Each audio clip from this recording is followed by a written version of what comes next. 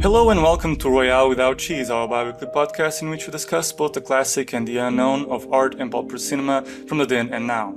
We are your hosts, me, Tomás Ferreira, Leonardo Miranda, Hello. and Miguel Aido. Hello there. Today we talk about 45 Years by Andrew Haigh with today's special guest, the podcast Seventh Row, hosted by Toronto-based film critic Alex Heeney.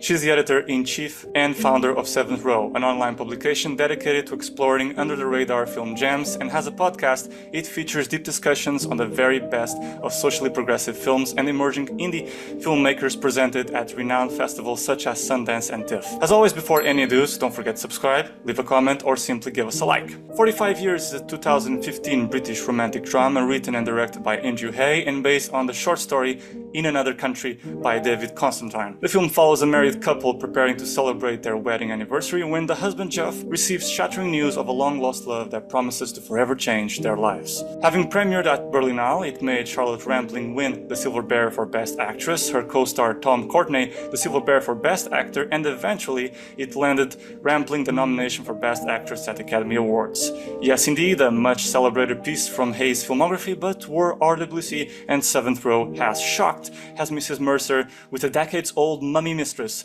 daring to threaten their marriage from the beyond. Well, friends, let's dive in, shall we? Well, I should ask first and foremost, Alex, why did you pick 45 Years? Well, Andrew Haigh is one of my favorite filmmakers.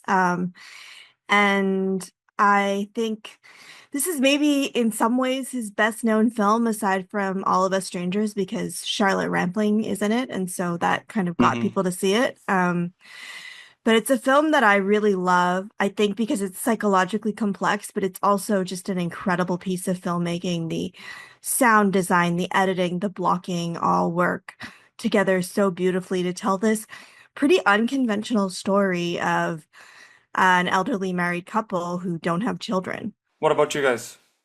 I really liked it. I really loved it, actually. I think the film first starts off very... I love just the first image. Immediately I was very captured by it. I think it has something in the tone of the image, the texture, the fogginess. I really like those types of settings. And then, as the film goes on, I think the setting really makes sense considering, the themes of the film and there's sort of this relationship has hit a state of limbo because of a massive detail from the past, making, especially the Charlotte's character, making her reconsider the way her life has transpired and realizing that she probably isn't the love of this man's life the way that maybe he had dreamt of. Because, if that woman, Katya, hadn't died, I think this is what Charlotte's character is thinking, is he probably wanted to be with her. Like, he wouldn't never have met me. And it's sort of coming to that realization, seeing it so clear in front of you, literally a mummy, like a ghost haunting you, like Tomás was describing it before, can be very daunting, like very haunting, literally.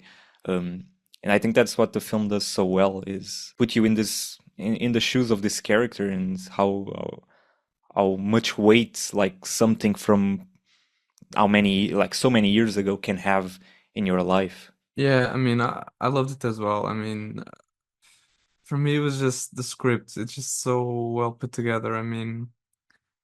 The structure, just this premise of this ancient mistress coming into their lives at this week, which is just so important for this couple. Because everything is structured towards the final Saturday where they are going to have this party, and just everything is built so well. And I mean, for me, just I think Alex also mentioned this the psychological miss that it is, because for us as an audience, it's just very ambiguous how we're feeling throughout the film. At least for me, it was, because you're delving into this couple in a sort of very objective way, which it's kind of hard to mimic that in real life because we wouldn't just know these two people equally. We would have sort of opinions about the people that we know. We would form a bias towards them. It's very interesting how film allows us to do this and just delve completely objectively into both of them. And we see two very different perspectives, and you kind of agree with both at different times of the film, which is great. And at the end, at least to me, I really feel like Tom Courtenay's character was earnest and honest about the way he was speaking at the speech, which is a very interesting twist, I think, because he wakes up clearly a different person. And in the previous night, you had kind of an ellipsis where she said, "We're gonna do this, we're gonna wake up, we're gonna do everything," and then we go straight to Saturday. So we don't really know what he's thinking, and that's interesting to think that in those hours he was probably contemplating a lot and perhaps changed his mind. But still, the film ends up focusing on Charlotte Rampling's character, and even though we see this change in him, we do end with her, and it's a very sad moment, I think. So it's always very ambiguous, at least to me, to think that we can feel so many different things for these two characters. And for me, that's the brilliance of the script. It's to allow us to feel these things so differently. Yeah, definitely. Now, I think all of you kind of picked up on ideas that are very interesting in the film and that resonate with me. I think this film does something.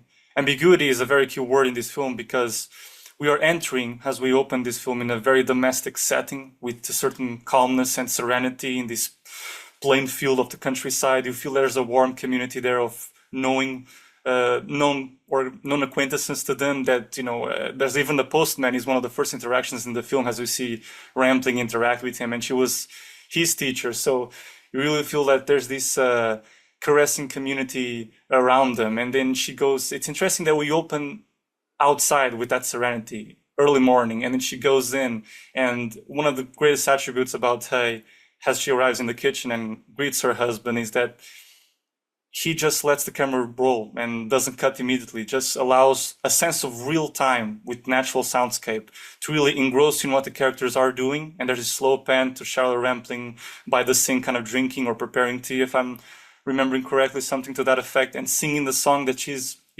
imagining being or knows to be the first song, their song of the year of their marriage.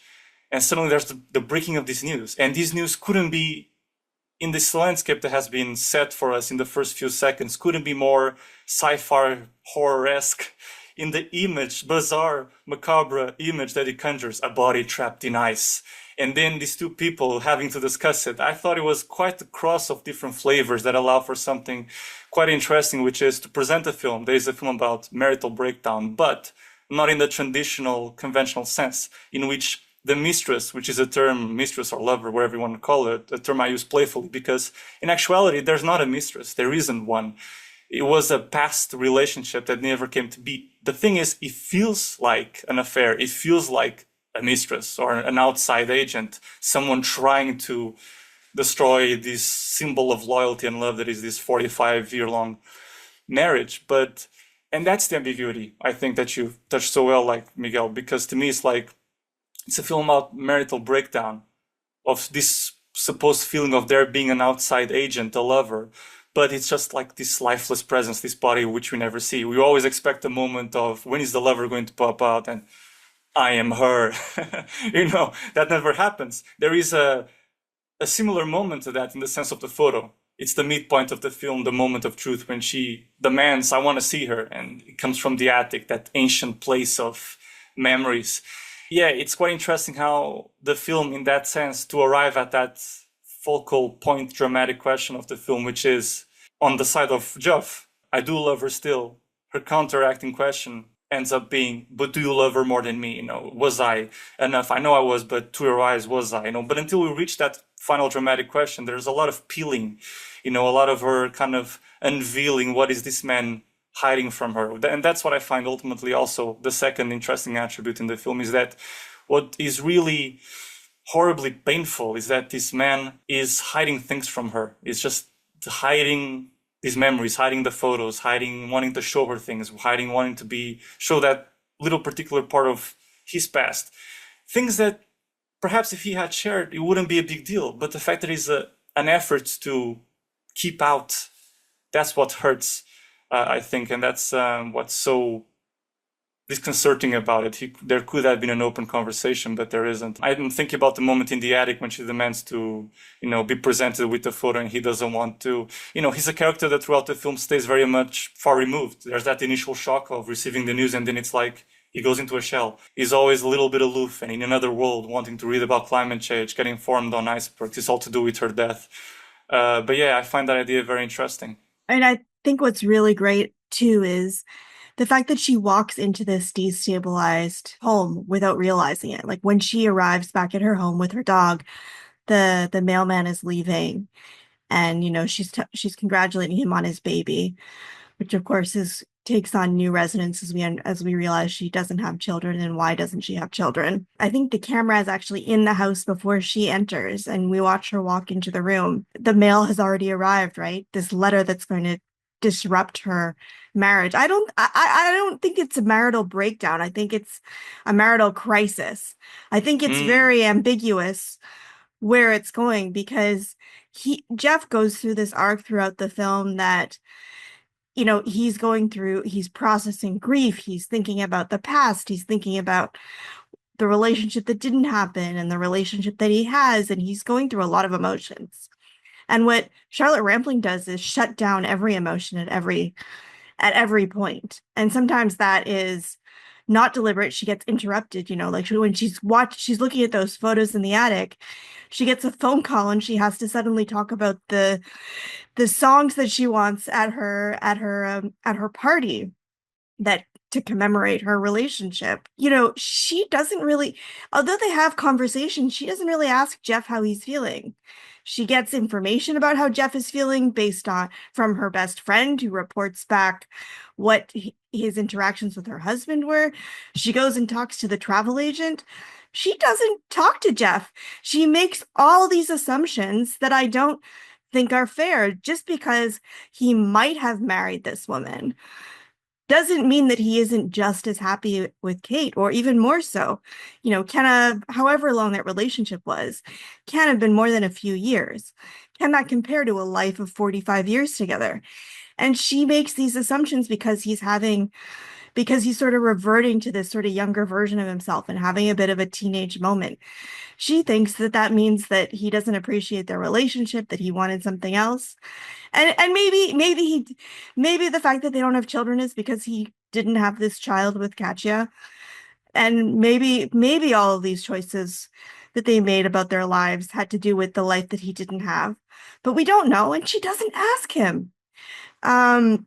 She makes all these assumptions, and when he sort of started to calm down, right, the night before, and she shuts it down. She says, I don't want to talk about it. You're just hurting me. And, that's understandable. In a sense, he hasn't been sensitive in some ways about how he's talking to her. He hasn't figured out how to talk about this. And part of that is because he waited 45 years to do it, right?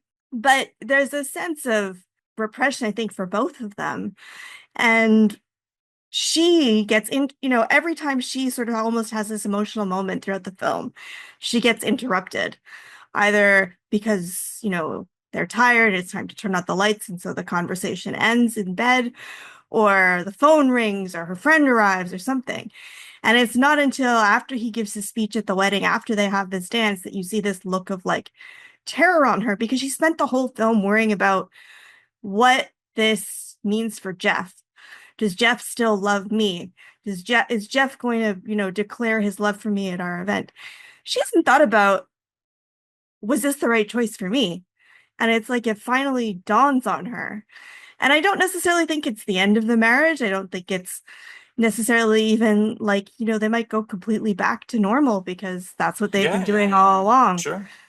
But I think where the film is really, really smart and really wonderful, Tom Courtenay's performance is incredible, is that even though she might feel that he's being a little insensitive, and even though he's having this emotional moment, you still feel so much gentleness and tenderness from him that you understand why she picked him. Like, you see the sort of the spark in the fire of his feelings about politics and his humor and his wit, and you see that the two of them are both very intelligent, and that he's a very like especially for someone of that generation, he is in some ways very emotionally open, even though the film is sort of about how they aren't able to communicate their emotions in some ways. Yeah, it's very interesting that you picked up on that aspect of, let's not forget that they spent the whole life together, because in fact the film very smartly, I think, does this mix of emotions to the person watching, where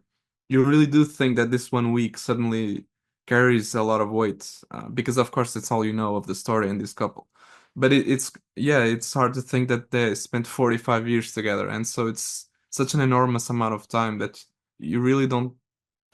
It's hard to be objective thinking about this relationship, because yeah, all you know, it's this 1 week, and it's so interesting to see so many things happening in the space of so little amount of time, when in reality they spent so much more time together. And it's perverse almost to think about the relationship in only in these terms, but I think it's interesting that the film can do that, and actually can make you consider that 1 week can have all this power when it probably doesn't. I was gonna say that at the same time, the 45 years, it has like a sort of dual function where on one hand it communicates like this relationship must be strong to some degree because they've lasted so long, um, and they clearly love each other and they have a bond that is very very unique. I felt at least, but at the same Mhm. time is what makes like Katya's death feel so haunting again, because like what would these 45 years be for them had Katya lived? Like if she wasn't Mhm. dead, they maybe wouldn't even like know each other, maybe would have never even like crossed paths. Like we don't know. And I think that's the weight of time is like one of the biggest one of the things I was most sensitive to in the film. And I think every moment, every conversation, the film is always dealing with time and how sensitive it is. Like how a Mhm. detail, even like a death, is not just a detail, but it's in 45 years, it's basically a detail. Like how much weight it can have and how much it can change the course of everything. Um, and I think it's interesting to see a film, deal with these concerns of like an elderly couple dealing with like a problem that I think only someone who has lived so long could really feel, because I mean, we're too young to even, and even then we feel things like that. Oh, what if my life, or if I made another decision back then, or whatever. But like to see an elderly couple deal with this, very very striking. Yeah. I think it's scarier too for Kate because this is her number one plan, right? She didn't have a life before Yeah. she had her parents. And you were asking before, Tomash, about the opening of the film, and I think something that is in the opening that then gets echoed throughout the film is that Tom Courtney's character Jeff is sort of still or sitting, and that's partly because he's older, he's not as mobile as Kate. But when you see with the way that Charlotte Rampling moves around the room, she basically orbits him. In that kitchen scene, she walks around him, she brings the tea, and he stays still. And there's this sense throughout the film that her character has sort of orbited him. And you wonder, is that like a new thing, or is that maybe the whole premise of their relationship?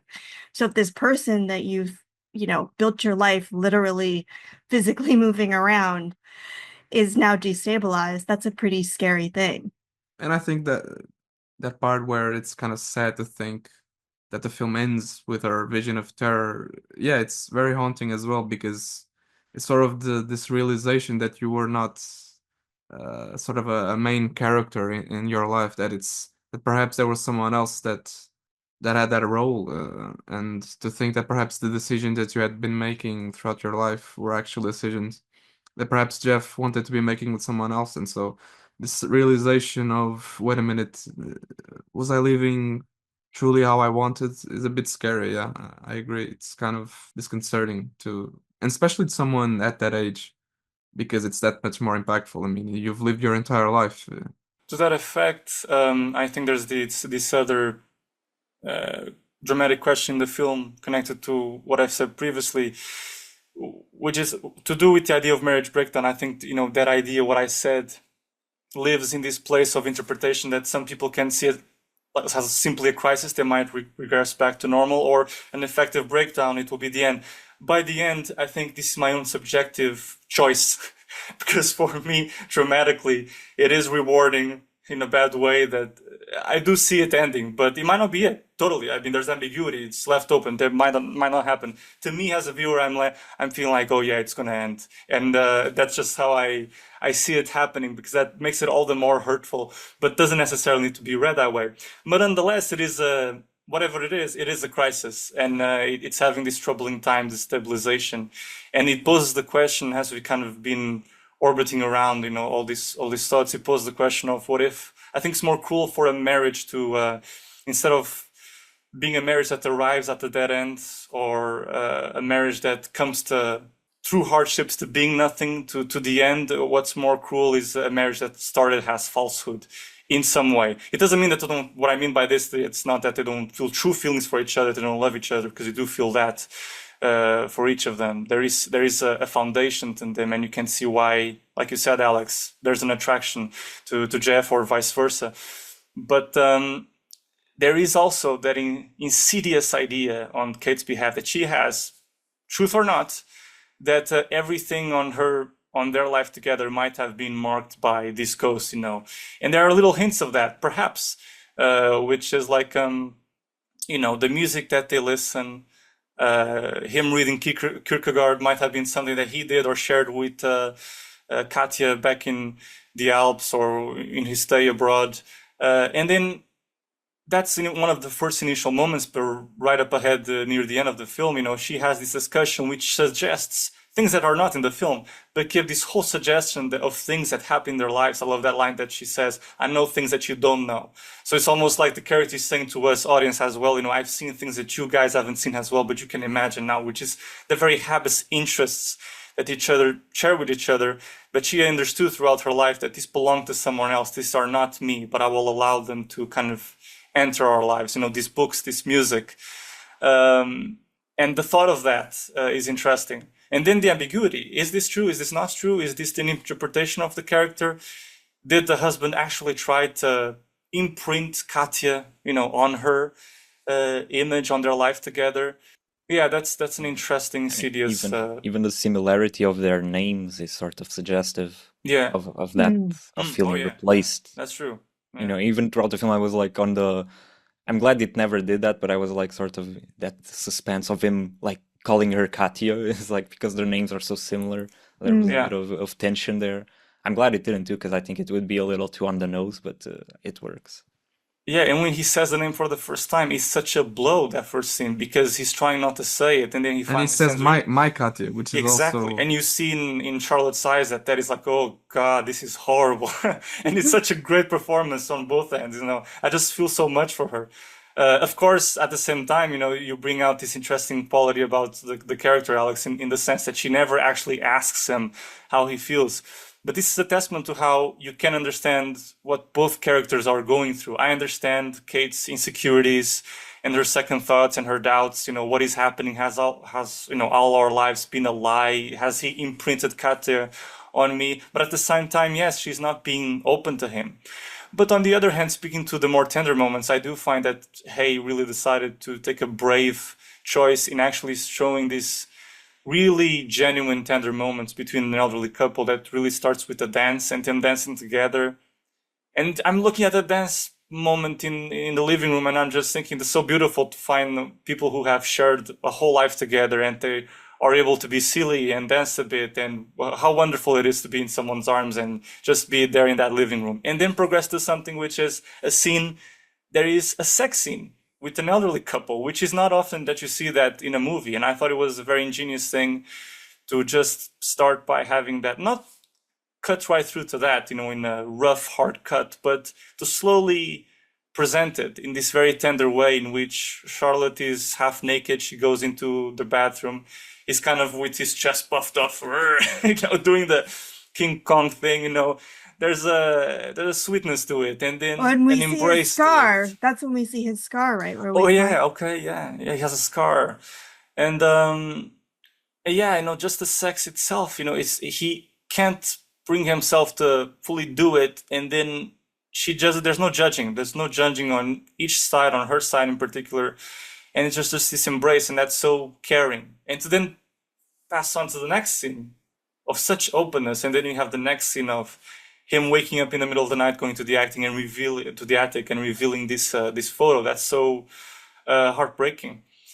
Yeah, I think there's that other thing to the film, that tenderness there is that's very strong, but also the dialogue is very powerful. I really like these moments of dialogue that just show a sense of everyday life, of banality, where people talk about their interests, their habits, their desires, and it's just like there's specificity to it. You know, you really see yourself in the sort of dialogues of this movie. They do not sound fake. They are not, don't never become over dramatic, under dramatic. It's just there's a register of realism to them, and particularly in the sense of the best of dialogue really conjures memories in a way that is very tangible. When he starts talking about, you know, eventually, I think what's wonderful about the beginnings that he takes his time. You know, the question of there's a body there, and then the conflict progresses into being like all these questions of, is it really her body? Oh, I think it's her body. Oh, I should go there. No, you shouldn't go there because we have our anniversary, and just progresses more and more near this question of, do you love her still? And then, do you love her more than me? But before that is the final reveal of him actually giving the first step of unveiling, unpacking what was this incident, how did she came to die, and that story is very interesting with the little details about the guy that is named Kerouac, or named by him, nicknamed Kerouac, or how she laughed of her jokes because of the language thing and he felt out of it. All those details are very interesting and really enrich the story and you connecting with it. And how he says, oh, her scream was guttural, but her voice was soft, you know, and how he repeats the lines there. I think there's a real artistry in creating that. Those little details, those step-by-step cornerstones of dialogue. I think there's a really great sense of history in the dialogue too. You know, like when she's bandaging his finger and they're talking about that racist that he runs great. into, Yeah. right? And even when he's reading the Kierkegaard and she makes this joke about how he's got 3 editions and he's tried to read it repeatedly and only gotten through the first 2 chapters, which is both kind of jokey and kind of cruel at the same time. And the story about when he called the friend a fascist because she defended Thatcher. Margaret Thatcher. Yeah. And he started doing the Nazi salute, and they all have to agree that was quite funny. There's so much richness and detail to it that it really evokes a whole life together. And I think there's also that real sweetness that we get in Tom Courtenay's character. And I think even, I think my view of what this means for the relationship has really changed, I think, over time, because when I first saw this movie 10 years ago, I kind of didn't necessarily see this as the huge betrayal that I kind of see it as now. To have this sort of secret about this huge part of his life for 45 years feels like, for 5 years that would be a betrayal, but for 45 years. But I think on the other hand, you have to remember they're a product of their time. And Jeff is like, and you think, oh, should she have married someone else? Well, like, what were her options? And Jeff, for all his faults, is pretty forward thinking. And I think when she asks him whether he would have married Katya, and he says, we would have married each other. But with a strong yes, which is very scary. Well, yes, but that's not what I'm focusing on here. It's the fact that they would have made the choice together. It's not that he would have married her. It's that they had a relationship and they would have chosen to marry each other. And that gets echoed in his speech at their party where he says, we made the choice to get married. And it was his choice, of course, as well. And he talks about how it was, the greatest choice that he's made. But just the fact that he thinks about their relationship as this relationship of equals. Now, whether or not that's, how true that is and how much, I think emotionally that's probably true. There's certainly things throughout, and this isn't necessarily dialogue, but one of the scenes that I think about a lot is he washes the dish, right? And leaves, and she looks at the dish and she re-washes it. And you wonder, like, he doesn't know how to wash a dish. They've been together for 45 years. Like, has she just not told him how to do it? She's just been fixing the dishes for him for years, or he washes the dishes himself so infrequently that it's never come up that he doesn't know how to do it. Like, there are so many details in this that I think that resonate and make you wonder about so much. And I think that's in the dialogue, and it's just as much in the blocking of what we see them do and how they interact. And it also informs the characters a lot, I think. Like, for example, the scene where he says that, well, basically when he's reading the letter, I mean, it also already says a lot about his tenderness, or at least his tactfulness, that he's even just saying the things out loud as he's reading them, which is something that could have not happened had he been someone else with a different disposition. But I mean, just the fact that he's being so upfront and so careful in his wording and just saying things the way he's reading them do speak to his intelligence and to his carefulness Yeah, in his how emotional he's. intelligence. Yes, exactly. So it's interesting how all these details do inform the characters so well, and say a little bit about who they are, and ultimately what makes things so, again, so ambiguous for us to really consider who these people are, and if these actions were good or not, because they show a lot of sides and that they can do both things. And which is also kind of a whole lesson of the film, I think, which is, as Maj was saying, I mean, the fact that Charlotte Rampling doesn't know if, if Katya is imprinted on her or whatever, and if that's normal. Again, I think that's kind of the lesson, that love is all of these things and not knowing everything, and it being naturally ambiguous, and the fact that there were people previous to you, and that it's okay not to love everything. So part of the film wanting to be ambiguous is because it's the whole point of relationships, and especially relationships that last so long, I think. So yeah, it's interesting to see those parallels. I think the question of blocking is very interesting with Hay, particularly in how he uses interiors versus exteriors in trying to conjure this sense of disconnect between the characters. In terms of disconnect with the characters, it's interesting as well to mention the various ways in which they seem not to be in sync. You've started something there, Alex, by saying the matter of the dishes, but I've seen as well other instances where if they do love each other, and if there is, yes, true feeling, and I do believe in their relationship, at the same time, I think about the various ways in which also this third idea in the film that is very interesting. Could you be in love and live with someone who is a stranger in the sense? Your father, your mother, your partner. Could there be a stranger in there, someone you don't know about them? And that comes from a past relationship, as it is the core of this film, but as well the little things. And the little things is very interesting because it starts with, for example, the matter of the song. She comes home. Do you think we should play our wedding song at our anniversary? And he's like, huh, what? I know he's distracted because, of course, of the letter, but at the same time, I do feel he has this sort of aloof quality to him. So some of these things might just pass him by on a daily basis. But there as well is this matter of the climate change book, when he says we should recycle. We do recycle. When? So that's completely passes by. I thought it was interesting kind of situation. Who does it? I do it every day. So there's those little things that really contribute to this dissonance. How well do they gel or don't gel together? How well do they know or don't know each other? And this is part of kind of everyday life that we know.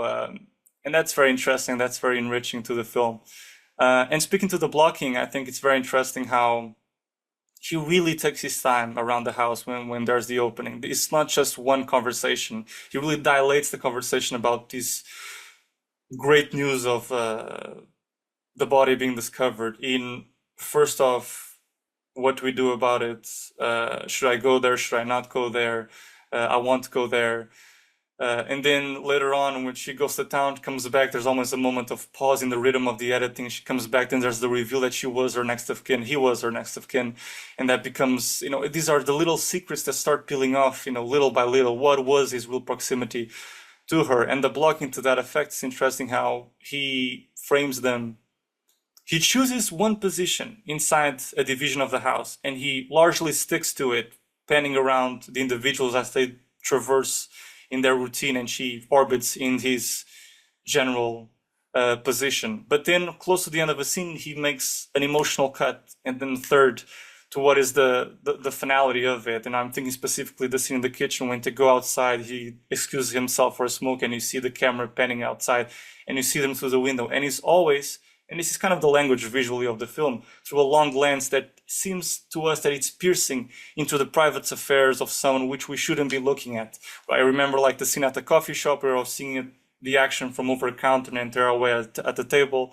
Or when you see her speaking even with the postman and we are away, you know, the way we hear their voices is abnormal. We will never hear two strangers speaking in the distance with this quality, but that's what's interesting. We feel so near yet so far away. We're piercing into someone's life. And it's really speaking that sense of the curiosity of the human being in wanting to be, you know, nosy and, you know, picking other people's lives. That's kind of what cinema is in a way. And yeah, that's all interesting. But for example, in the matter of blocking, you have these all sorts of moments where, to the effect of the disconnect between the two characters, when she enters home and comments on Kierkegaard, and you never read that, you already have like 3 editions of that book. He also plays with not only long lenses, but also the act of the off-screen, what's left in absence. You know, he's away hidden by the bookshelf, so she's speaking to a nothingness, you know. He's kind of away in his thoughts, keeping in expression, in touch with that aloofness of him. Or there's also this shot that could be dismissed, but I really like, of when she finally finds out the secret of the baby. And she's on the car with him, kind of driving him back from the friends reunion that he has. He goes out to puke. She stays in the car, the camera stays with her, and we have this double action happening on screen where we know he's in the background puking. And we have that idea of that removal of her being in the car. She's kind of puts herself in this position of, I'm just a chauffeur. I'm just picking him up. I'm not going to be I'm not going to go to him and pat him on the back. I left that position. And at the same time, there's the detail of the mirror. She's looking at the rear view mirror, looking at him. And there's almost this sense of spitefulness, this anger that you see just through that acting choice and the inclusion of the mirror. But also, to that effect, you have the very fact of revealing the truth that Katya was pregnant. And that truth comes right after the discussion where he says, I would have married her, with a solid yes, which is so, whoa. I mean, because the prior conversation where she takes that out of him, he does say a solid yes. And I think that makes all the difference from, oh, yes, maybe, no, it was solid. And then when she finds that out, it's just a detail in a corner of the frame, you know, her belly, which I find super interesting. There's no cuts to a close-up of her face reacting to that over dramatically. No cut to the belly itself, just staying in that position, which I think really allows you be focused on the performance, be focused on, in a sense of time, to the actual real lived-in time of seeing these pictures one after the other. And so, yeah, it's very interesting what the act of not cutting can do. And I think he's very aware of that, especially because he comes from that background of being an editor. A little curiosity about Haigh is that he started as an assistant to Merchant in the Merchant Ivory production company in kind of the late 90s, and then grew up in his career through assistant editing and then editor. And he was on 3 Ridley Scott productions. Reign of Fire wasn't one, but Kingdom of Heaven and the Gladiator, which is cool because then he goes on to direct Paul Mescal, and then Paul Mescal is in Gladiator too. A little bit of trivia. It's curious how these things go around and around. But yeah, you know, he's blocking back again. It's very interesting. I want to kind of spur a conversation there on what bits of filming that you find interesting, the technique of this film. Yeah, I mean, off the top of my head, I remember this is already Saturday, so it's kind of when the friends make the surprise with the pictures, and it's interesting to see how. Well, first, it's just interesting thematically the fact that it's their friends who had the idea of taking the picture, something they had never done before. But then we kind of see the camera going and panning towards Charlotte Rampling's character. And, Jeff is kind of left a bit out of focus. And for some reason, that just hints at that somehow he's looking for Katya in the pictures, which is, again, very haunting because it's not at all what we're wanting to see from that moment of celebration, because it's already the final day. And we know that they can just be talking about these things and be honest about the relationship. But despite that, it's interesting to see how even in this final day we see this and this sense that something that in that final day just shouldn't be happening, which is again a bit sad because we are focused on Charlotte's face and her character. So especially after a conversation that is the big conversation about photographs and building a memory, building a life together that they don't have. They don't have children, so Yeah, by extension, they haven't really made that effort. So it really comes with meaning, that final gesture from the friends of having pictures there at the party. Which is something that, strangely enough, I kind of related to it because I'm not one to take photos of moments. So I was it's interesting that suddenly you have these little discussions about the little things we do in life. And no, it seems like something that you would dismiss, taking photos. What's the deal with that? Some people seem to have an interest in building that. Some don't. I don't particularly remember let's just take a picture of this moment, because also I cringe out when someone takes a photo of me. So, yeah, I think it's an interesting thing that comes up in the film, to actually, them has, people have lived a long life to look back and think we should have done that, to build that sort of memory. I don't know if you had any personal thoughts about that gesture of I think taking that's photos. I think that's on the point, because there's another moment that hints at that, which is when they're going through this walk and he talks about bird watching, and she says something like, "It's funny how we forget things that makes us happy," which again hints at this sort of idea of them having lived such long lives and a certain feeling of nostalgia and reminiscing about things that they've done before. The film is constantly punctuated by these things where we get thrown back into their lives, their previous lives.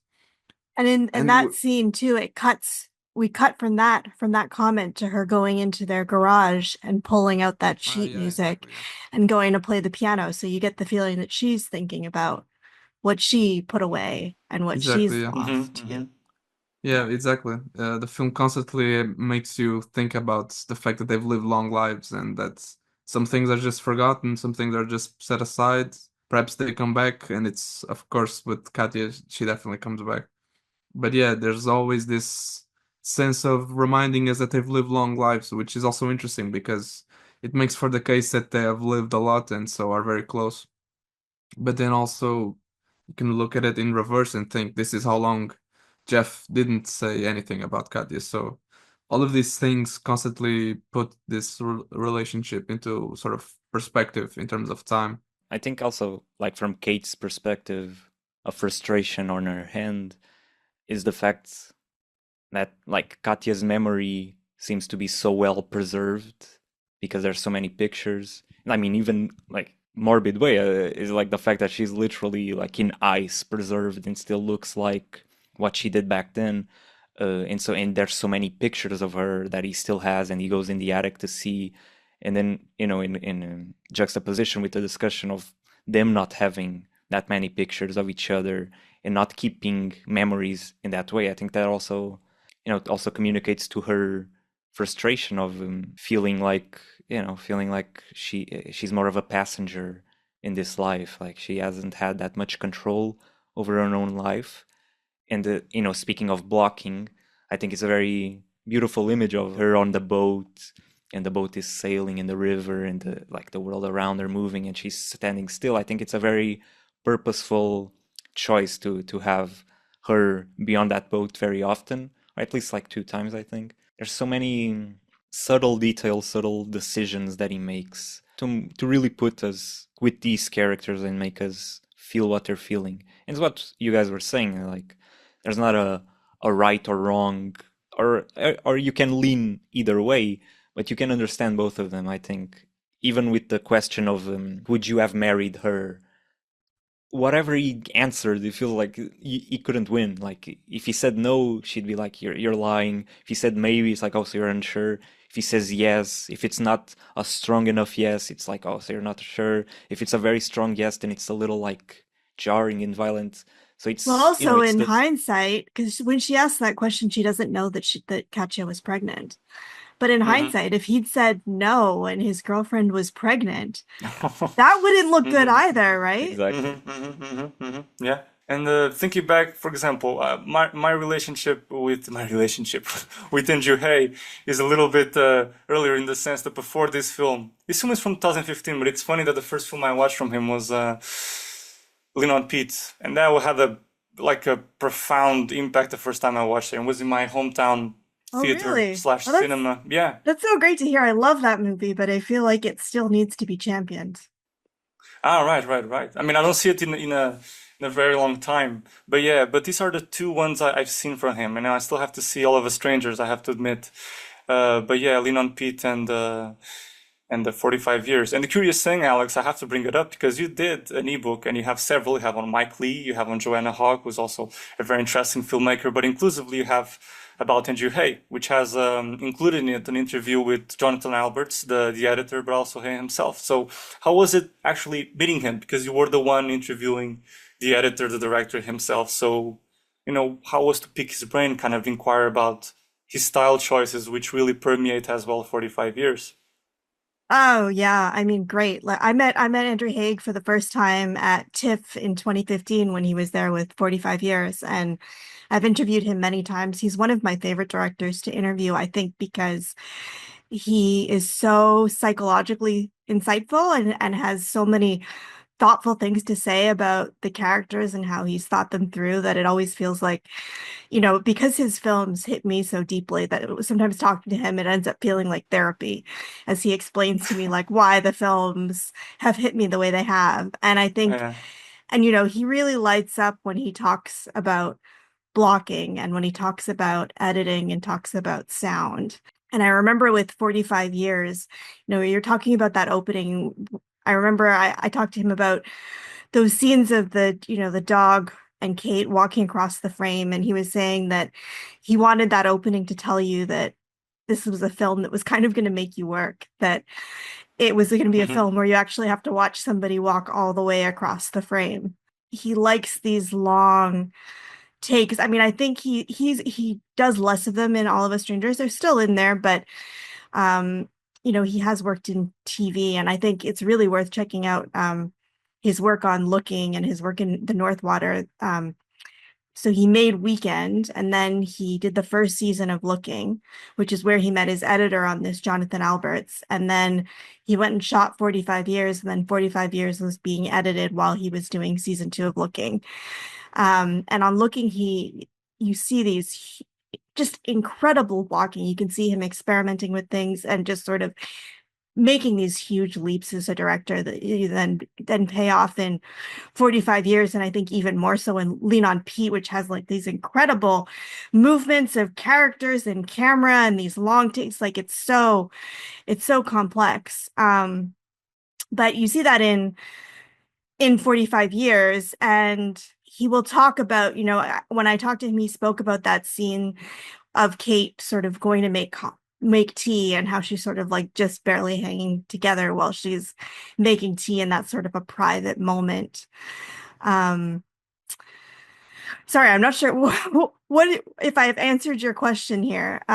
No, yeah. You started by answering the question, but then you develop further into, his work, Yeah. because of his filmography. So yeah. Um, I mean, I Looking was a piece of work that became a film. Looking the movie, I think there's that version of it, but I overlooked it. But now that you speak of it so highly, now I'm very curious to see what he does in it. In the series as well as the film. yeah, the film is like a like they didn't get a third series, so it's sort Ah, of like right. their finale. I It's not see. like it's not an Mm, adaptation of the series. right.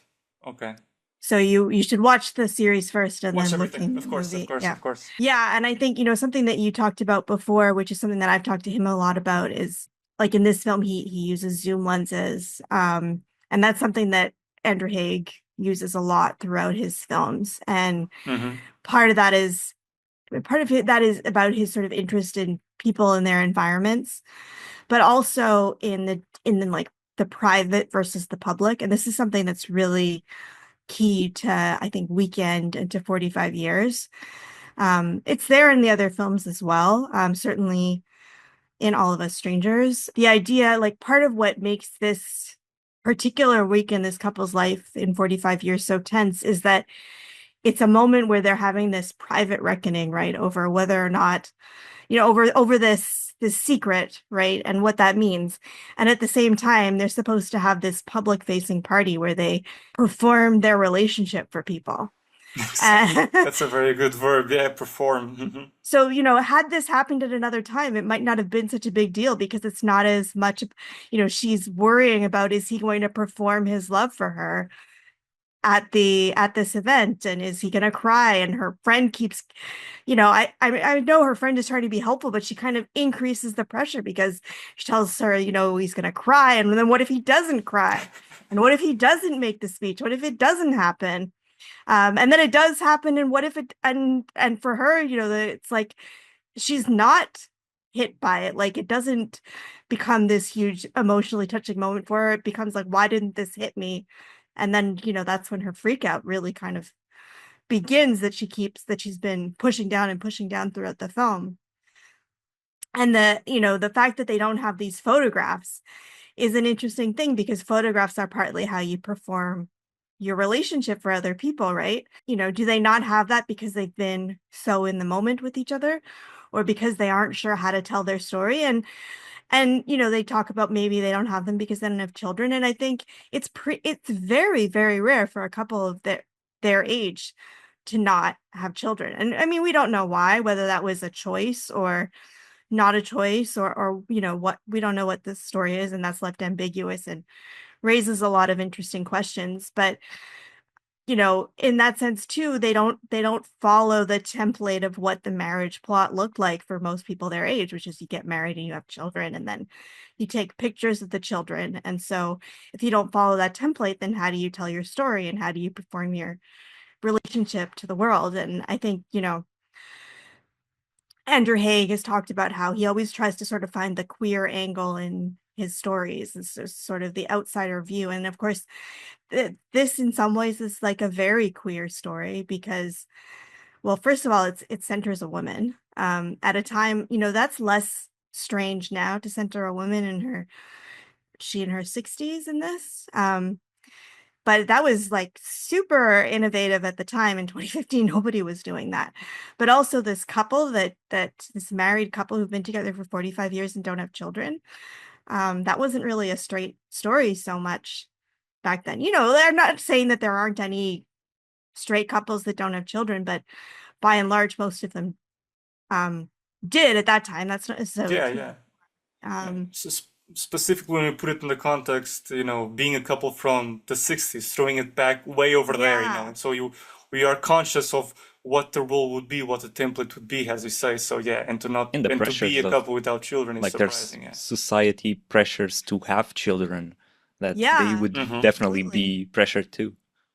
And Yeah. I think it's easy to forget that, because in some ways, they're such a modern couple. Like, in some ways, they're very emotionally repressed. They don't know how to talk about their feelings. They don't. But in other ways, they're such partners. They have, he does try and talk about Katja. He might not know how to talk about it, and they might talk around things, but you feel like these people are so connected, and you don't feel like, oh, they're like old-fashioned mores, they're left-wing intellectuals, and you feel like, yeah, they don't necessarily feel like they're of another era, which is interesting too. Because we're talking about the friend and the pressures that she adds. And it's funny that she also mentioned something like, when it was our 40th, I was about to divorce him, when the friend with her husband. So it's like, yeah, this friend is doing no favors to Kate. She's just piling up on stress. Yeah, yeah, yeah. And the final scene is very interesting that we should talk about it, because the idea of performing becomes so powerful there in that final scene. We've seen little glimpses of the friends and the social circle of these two people throughout the film, and how they come in, and they just add these pressures of performing to friends, going to the reunion, looking all right, because you see the scene in the coffee shop, and you see how worried she looks in this kind of hypnotic shots that pans one way and the other around this table, and you see her very vividly attentive to her friends, but on the other hand, Geoff is not really attentive to his friend talking about the ukulele.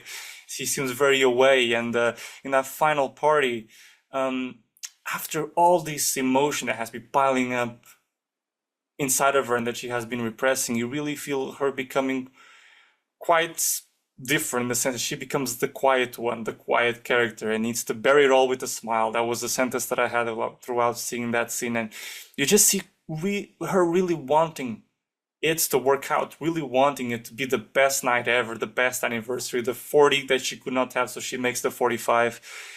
And then the final dance, he just keeps the shot going, the shot going, the shot going. They go to the center, the light changes to the blues and all that effect, and you see her face change, and it's just crushing.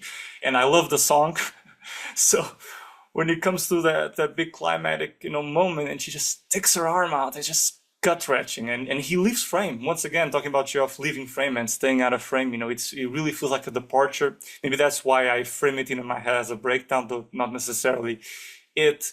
But it's very crushing. We don't know where it's gonna go from then on. And yeah, she really tries to bear it all with a smile. But wow, it's just a wow moment, that ending, I think. And it's an inversion of their characters, because in doing that, Yes. yeah, she's the one that starts to bury stuff, and quiet. he's the one that starts opening up. And yeah, it shouldn't be happening that way, but it's kind of what it hints at the end. That's where It's they're interesting, Miguel, that you said that he wakes up that morning kind of vivid, and alive, and wanting to perform well for her. We don't know where that. You said, I think you said you don't know where that comes from, right? Or it's a bit. I mean, we ended the previous day with Charlotte Rampling saying, we're gonna go to bed, we're gonna wake up, sort of putting up all of this sort of to-do list, and then it's cut to the previous morning. So, but again, we have sort of an ellipsis of many hours, and in the previous days we do see them talking a lot at night, and in this one case we don't. So if we just assume that a lot of time has spent. They talk, and she says, "We can't talk about this." Right? At night? Yeah, they're sitting there they're at dinner, and she says, you can't talk to me about Katya anymore. I can't do this anymore. And has said the same we're not gonna talk about it anymore. We're gonna just go on with our lives. Yeah, it's true. But yeah, to me, that kind of attitude. Yeah, sure, go ahead, Miguel. Yeah. I'm just gonna say that in that previous night we do see a sort of ellipsis bit towards then the Saturday morning. And again, because of the other nights, we don't really know how much he's been thinking about things. So it's entirely possible that he did realize sort of the error of his ways, or to some extent how ashamed he felt that his wife wasn't feeling appreciated. So yeah, at least to me, Saturday to him felt honest, felt like an honest person trying to make amends somehow. Well, not even just that his wife might not have felt appreciated, but he's been going through, he's been processing his grief, right? He's been, he starts delayed smoking grief. again. He starts acting angry the way he was when he was young. He's had a huge emotionally turbulent week, and she's been so tight, right? And so closed off, trying to push it down and trying to ignore it, trying to avoid it. So it makes sense that when they get to the wedding, he's okay. He's processed his grief. He's ready to be with his wife again. And she shut down their conversation the night before, right? We don't know what he was going to say. It's possible he was going to open something up again, or it's possible he was just going to tell her, where he was at now. We don't know, because she shut down the conversation. Whereas she keeps, whether it's because she's been cutting herself off, or because, the phone calls are interrupting her, or friends are interrupting her, or various things are getting in the way of her, having a moment of catharsis, that it's not until, okay, they've performed the dance, they've had the speech, that she has that sort of like dead-eyed stare of, oh my God, now I have to start processing this, wherever that goes. My final thought is that with the dance, it's also interesting that we have like another dance earlier that we can compare it to, and that dance, I think maybe from her perspective, like maybe felt a lot more honest and felt a lot less performative, because it was in private. It didn't have to be in front of the friends, and it was more spontaneous. There wasn't that pressure of like, we have to do this. I think that's also something that informs like that reaction at the end of like, what was the purpose of this celebration of like of the 45 years. It's what Alex was saying, is maybe if there wasn't this party that's very performative, maybe this this fact about Katya wouldn't have had so much weight, but it has now, because she even mentions, like, I don't want people to look at us and see that you're thinking of her, or something along those lines Mm-hmm. that she mentions. And I think, Yeah. And once again, it informs the characters because we do know that she hates parties. She doesn't even celebrate her birthday. So all of these things, once again, Yeah. point towards the direction of too much performance is not something I go with. And yeah, it hints once again at what Alex was saying about the performance versus the private. I think it sheds new light on these two issues and perhaps how something that might have been just a character detail actually is very important and is shaping the whole story, or at least part of it in this week. It's interesting. The film is the whole of it is private, and then it comes to that final moment, and it's utterly public. A room filled of people, of friends. There are people from their lives. So, yeah, I think it has them all the more weight to it because of that. Yes. I think just that, the fact that people don't really celebrate their 45th anniversary, right? They celebrate their 40th, they celebrate their 50th, and they couldn't celebrate their 40th because Jeff had to have bypass. And so this celebration, not only is it this happening at this, heightened time because of Katya, but it's been delayed. She's been waiting 5 years for this. So there's just so much pressure, 5 years for this anniversary that you also don't really celebrate. So there's this kind of strangeness to it as well, and a delayed gratification. I would actually like to make a detour as well and speak a little about, how was your, beyond 45 years in Andrew Haigh. You have this very interesting thing with your podcast that you have this seasonal, so to say, routine where you go around, various festivals. You have seen Sundance 2023 and now TIFF recently. How was it? Because a lot of new entrances have come there. I've listened to, what you've thought of Bird and, Mike Lee's new film, Hard Truths, but also, Conclave, which I just seen this weekend. It's always interesting to pick around, your thoughts there. How was the festival? Let us know a little bit about that journey. That was quite recent. Yeah. Well, I saw a lot of good films. I don't know that I saw a lot of great films. I have to say Okay. this year was a little bit of a letdown. I think there's a lot of reasons for that. But um so there's certainly films that I liked. I really liked, Hard Truths, the new Mike Lee film. I definitely really recommend that. I also really like Magnus von Horn's new film, The Girl with the Needle, which was in the Cannes competition. He directed Sweat and the Hereafter. I've been a big fan of his for a while. I think that film is great. But yeah, I have to say there's not like a lot of films at TIFF that I really want to go to bat for.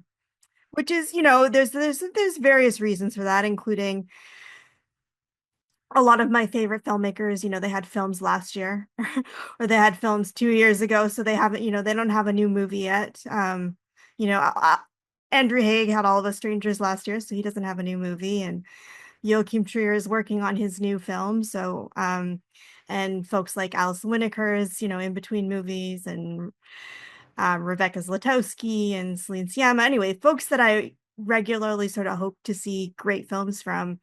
A lot of my favorite filmmakers just didn't have films this year. And I think we're also kind of pulling from a Cannes competition that's a lot of old white guys. And that's not necessarily my speed. But I think what I did see was a lot of really strong first features, or first or second features.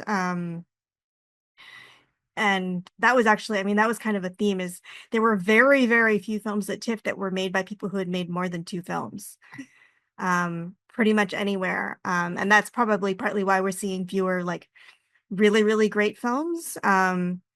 But I was really impressed with Julie Keeps Quiet, which is a sort of tennis drama about a young woman whose coach is being investigated for sexual abuse, and we sort of wonder what has happened, whether she has, experienced something and how she's coping with that.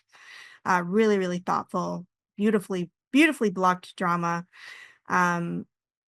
Also My Sunshine, which was a Japanese film about a boy who gets interested in figure skating, another film with really incredible blocking, really sensitive, thoughtful film.